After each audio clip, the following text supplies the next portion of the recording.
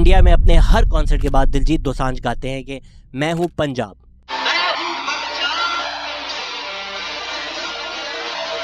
دوسری طرف پاکستان میں عمران خان نے کہا تھا کہ پنجابیوں کی تو لڑنے کی عادت ہی نہیں ہے اور یہ لیٹ جاتے ہیں دشمنوں کے خلاف. ہماری تاریخ ہے سندھ کی، پنجاب سندھ، اس کی تاریخ میں یہ طاقتور کے سامنے کھڑے نہیں ہوئے صدیوں سے.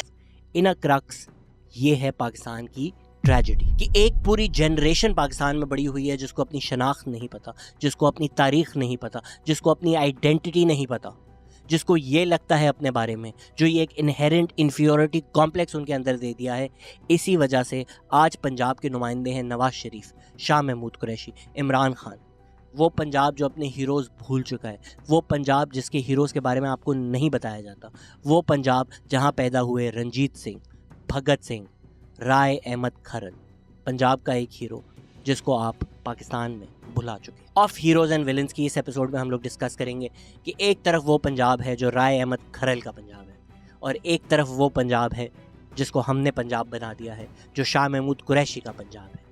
آج کل آپ لوگ شاہ محمود قریشی کو جانتے ہوں گے ان کی پی ٹی آئی سے وابستگی کے بارے میں، لیکن شاہ محمود قریشی کے خاندان کی ایک لمبی سیاسی تاریخ ہے. ان کے جو دادا تھے مخدوم مرید حسین قریشی، وہ انڈیا کے سینٹرل لیجسلیٹو اسمبلی کا حصہ تھے. شاہ محمود قریشی کے والد سجاد حسین قریشی 1962 اور 1965 میں ایم این اے بنے، پھر 1977 میں واپس ایم این اے بنے ضیاء الحق کے انڈر، پہلے ایوب خان کے انڈر سے، پھر فیڈرل کاؤنسل آف پاکستان کے ممبر بھی بنے، سینیٹر بھی بنے، اور 1985 میں گورنر پنجاب بن گئے. ان کے ایوب خان سے لے کے ضیاء الحق تک وہ ان پاور رہے. یہ ہوتا ہے نیپوٹزم. 1985 ہی وہ سال تھا جب شاہ محمود قریشی بھی ایم پی اے بنے. ضیاء الحق کے دور حکومت کے بعد جب ضیاء الحق کی اولادوں نے ایک پارٹی بنائی نواز شریف کی، تو شاہ محمود قریشی اس میں آ گئے. نواز شریف کے انڈر وہ پہلے منسٹر فار پلاننگ بنے، پھر منسٹر فار فائنانس بنے پنجاب میں. اس کے بعد 1993 میں انہوں نے پی پی پی جوائن کر لی. ان کے والد صاحب ایوب خان اور ضیاء الحق کے انڈر سرو کر رہے تھے، تو شاہ محمود قریشی کیسے پیچھے رہ سکتے تھے. وہ مشرف کے انڈر ملتان کے میئر بنے. پھر 2011 میں جب آئی ایس آئی اور ملٹری نے پراپرلی پی ٹی آئی کو لانچ کیا، تو جو باتیں تبدیلی کی کر رہی تھی، جو باتیں نئی پارٹی ہونے کی کر رہی تھی، جو باتیں نیپوٹزم کے خلاف کر رہی تھی اور ان فیملیز کے خلاف کر رہی تھی جنہوں نے سالہ سال پاکستان پہ حکومت کی، اس پارٹی کو جوائن کر لیا شاہ محمود قریشی. ماشاءاللہ سے اسی سال شاہ محمود قریشی کی ایک اسپریچول اویکننگ بھی ہوئی. تو انہوں نے اپنے جو ڈیووٹیز ہیں، اپنے جو فالوورز ہیں، ان کو بولا کہ پی ٹی آئی کے لیے چندہ اکٹھا کرو. 2018 میں Shah Mahmood Qureshi minister for foreign affairs بن گئے. اسی سال ان کے بیٹے جو ہے زین قریشی وہ ایم این اے بن گئے. اب یہ چوتھی جنریشن تو میں ٹریس کر چکا ہوں جو سیاست میں ہیں. ہم عمران خان، زرداری، نواز شریف، ان لوگوں کو تو بہت کوستے ہیں. یہ ہمیں چہرے مل گئے ہیں رائٹ ایٹ دا ٹاپ جن کو ہم گالیاں دے کر سو جاتے ہیں. پر میرا سوال آپ سے یہ ہے کہ شاہ محمود قریشی جیسے کیریکٹرز، جیسے خاندان کیسے سالوں سال سینچریز تک حکومت میں رہے ہیں؟ ان کی اصلیت، ان کی تاریخ کیا ہے، اور کیوں یہ لوگ سیاست میں پرسسٹ کرتے ہیں؟ شاہ محمود قریشی کا مخدوم قریشی فیملی سے تعلق ہے، اور وہ اپنے علاقے کے گدی نشین، سجدہ نشین ہیں. جو حضرت بہاؤدین زکریا آرڈر ہے، یہ اس کے اسپریچول ہیڈ ہیں، ایڈمنسٹریٹو ہیڈ ہیں. ان کو آپ ایک پیر کی طرح سمجھ لیں اس علاقے کے. اور غالباً ان کے بھائی نے الزام لگایا ہے کہ 50 لاکھ روپے مہینہ یہ لیتے ہیں by virtue of this position, اور وہ یہ پیسہ پیر مریدی کا جو 50 لاکھ غریب لوگوں سے لے رہے ہیں، ان کے جو علاقے میں لوگ رہتے ہیں، ان کے پاس بیسک ریسورسز نہیں ہیں، وہ ان کو مذہب کی بنیاد پر آ کر اپنے گدہ نشین، اپنا سجدہ نشین، اپنا پیر سمجھ کر پیسے دیتے ہیں. وہ 50 لاکھ روپے ہیں ہر مہینے. 50 لاکھ روپے یہ اکٹھا کرتے ہیں، اور ان کے بھائی نے الزام لگایا کہ یہ پی ٹی آئی اور اپنی سیاسی ایکٹیویٹیز پہ وہ خرچ کرتے ہیں. جس نے پولیس کے پاس گیا شاہ محمود کی کمپلینٹ کروانے، میری نہیں سنی گئی. آج میں آپ کے تھرو یہ اپیل کرتا ہوں، جو بھی ادارے مجھ سے رابطہ کریں، میں بتاؤں گا کرپشن کیا ہوتی ہے اور کیسے ہوتی ہے. ان کے علاقے کے جو لوگ ہیں ان کی سالہ سال زندگی بہتر نہیں ہوتی، لیکن شاہ محمود قریشی کے اپنے بچے جو ہیں دنیا بھر کے اعلیٰ اداروں سے تعلیم حاصل کرتے ہیں. ہر جگہ سے پڑھ کر، ہر جگہ گھوم کر ان کو یہ احساس نہیں ہوا کہ غریبوں سے پیسے لے کر اپنا گھر پالنا، اپنا پیٹ پالنا، اپنے خاندان کا نام بنانا کتنا ناجائز ہے. تو مذہب کا نام استعمال کر کے غریبوں پر حاکمیت رکھتے ہیں، اور اس حاکمیت کا استعمال کر کے پاورفل کوریڈورز میں جس طرح ملٹری ہے، اسٹیبلشمنٹ ہے، وہاں جا کر شاہ محمود قریشی پوزیشنز لیتے ہیں. اور یہ اس خاندان کی تاریخ رہی. 1857 وار آف ریبیلین، ریولوشنری وار، جب پورا پنجاب برطانوی سامراج کے خلاف اٹھ کھڑا ہوا تھا، جنگ کا اعلان کر دیا تھا. انہوں نے دیکھا کہ ان کے خلاف ان کے جو پیر ہیں، کے جو اسپریچول ہیڈ ہیں وہ دشمن کے ساتھ کھڑے ہوئے ہیں. شام مخدوم. برٹش ڈپلومیٹ لیپل گرفن نے کتاب لکھی ہے جس میں وہ لکھتے ہیں کہ شام مخدوم کو وہاں کھڑا دیکھ کر باغیوں پر بڑا اثر ہوا.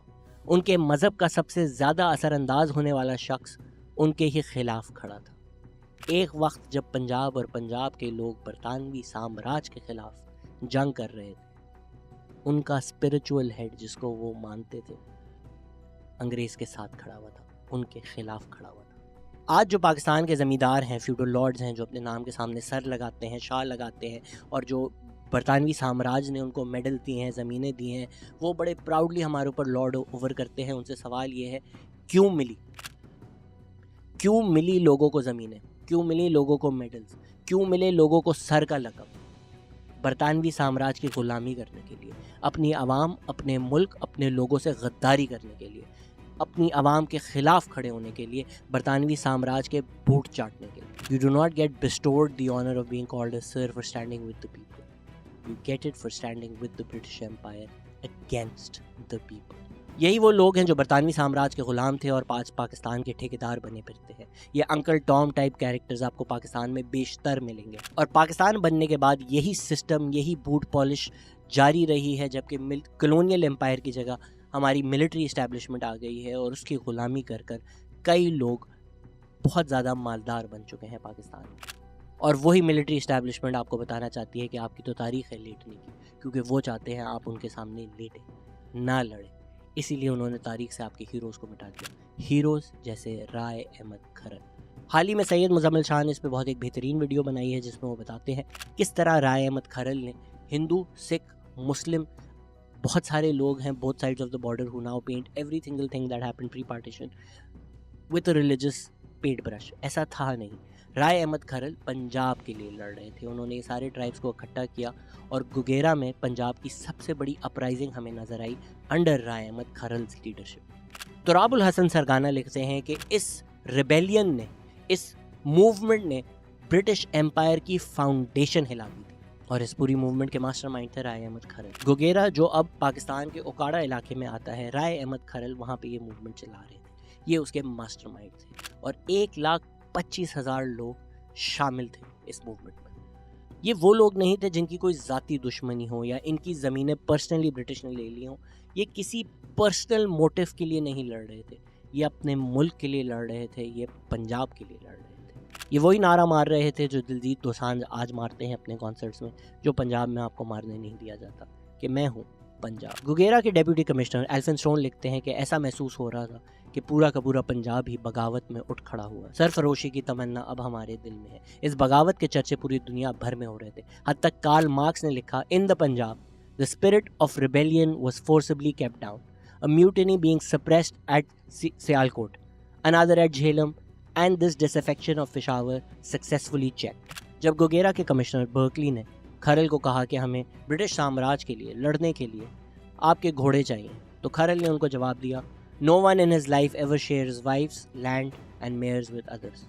کوئی مرد اپنی بیوی، گھوڑے اور زمین کسی اور کے ساتھ نہیں بانٹتا. میں ہوں پنجاب.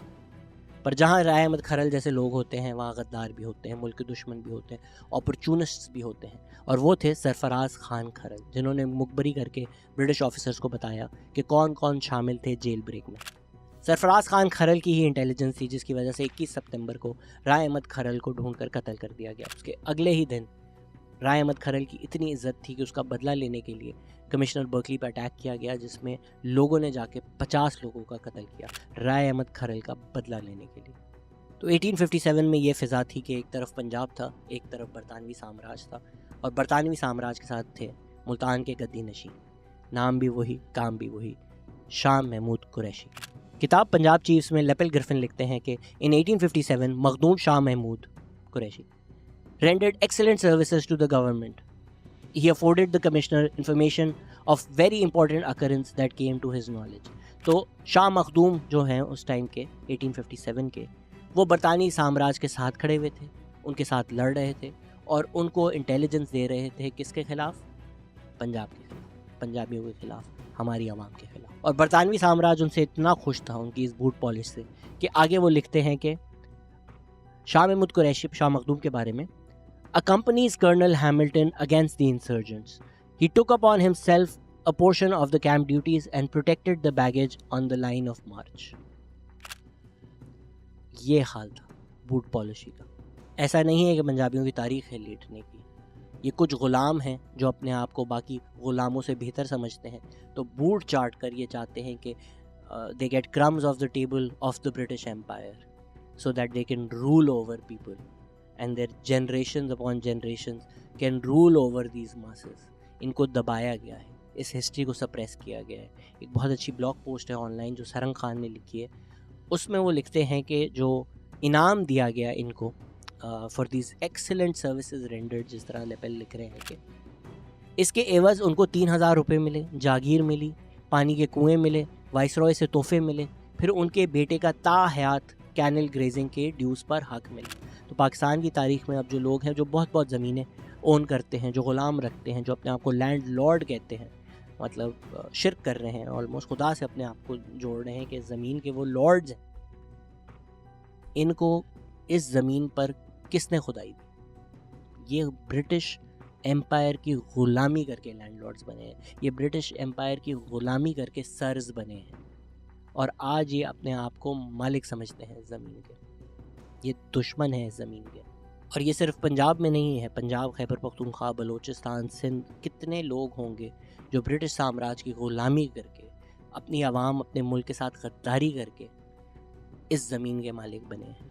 اور ہماری ٹریجڈی یہ ہے کہ ہم اپنے ہیروز بھول کر, جب یہ لوگ پیر مریدی کا لبیدہ اوڑھ کر, مذہب کا نام استعمال کر کر ہیروز بن جاتے ہیں, تو ہم انہی کے سامنے جا کر سر جھکا دیتے ہیں.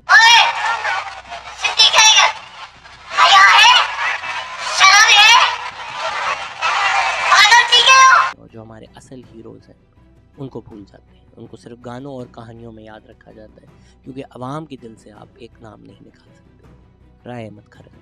آج بھی شعروں میں اس طرح کی باتیں کی جاتی ہیں کہ ایک شاعر نے رائے احمد کھرل کو امام حسین سے ملایا ہے. 3 مہینوں تک جس آدمی نے اپنے علاقے کو برٹش سامراج سے آزاد کر دیا تھا, وہ بندوقوں سے, وہ توپوں سے نہیں ہارا, وہ اپنے ہی لوگوں کے دھوکے سے ہارا ہے. ہماری تاریخ میں سرفراز خان کھرل اور شاہ مخدوم جیسے کتنے نام ہوں گے جن کو اس غداری کے عوض زمینیں ملی, اور آج تک ان کے بیٹے, ان کے بیٹے کے بیٹے, بیٹوں کے بیٹے, ان کے بچوں کے بچے اس زمین پر حاکمیت کرتے ہیں. اور جو پنجابی 1857 میں آزادی کے لیے لڑ رہے تھے وہ آج بھی آزاد نہیں ہو سک رہے ان سے. اور جو آدمی ان کو آزاد کروا رہا تھا اس کا سر کاٹ کر نمائش کے لیے لٹکا دیا. چلے ہم کہہ سکتے ہیں وہ تو ہارٹ لیس برٹش ایمپائر تھا. میرا سوال ہمارے تاریخ دانوں سے, میرا سوال ہمارے ایجوکیشنلسٹ سے, میرا سوال ہماری تاریخ لکھنے والوں سے ہے, آپ نے تاریخ سے کیوں رائے احمد کھرل کا سر کاٹ دیا ہے, نام مٹا دیا ہے, بھگت سنگھ کا نام مٹا دیا ہے؟ کیوں بھگت سنگھ چوک لاہور میں نہیں ہو سکتے؟ کیونکہ آپ چاہتے ہیں آپ کے ہیروز یہی رہیں جو گدی نشین ہیں, اور جو پنجابی ہیں, جو عوام ہیں, وہ ان گدی نشینوں کی غلام بن کر رہے ہیں. وہ نہیں چاہتے کہ آپ کو آپ کی تاریخ پتہ ہو, وہ نہیں چاہتے کہ آپ کو آپ کی پہچان پتہ ہو, وہ نہیں چاہتے کہ آپ کو آپ کے ہیروز پتہ ہو, کہ ایسا نہ ہو کہ خدا نخواستہ کل پھر پنجاب کے کسی گھر میں پیدا ہو ایک بچہ جس کا نام ہو رائے احمد کھرل. میں ہوں پنجاب.